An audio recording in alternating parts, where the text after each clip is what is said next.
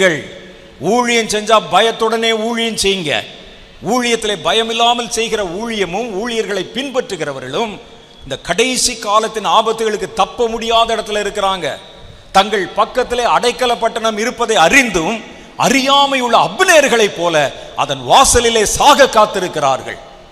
நாங்க போனோம், ஆராதனை பண்ணோம், ஜெபம் பண்ணோம், காணிக்கை கொடுத்தோம், அங்கே நின்று கதறினோம், கத்தினோம், ஆனாலும் ஏன் எங்களுக்கு இப்படி சம்பவிப்பானேன்? நீ போனது உண்மை, பாடினது உண்மை, காணிக்கை கொடுத்தது உண்மை, ஆனால் நீ நின்ற இடம் அடைக்கல பட்டணம் அல்ல.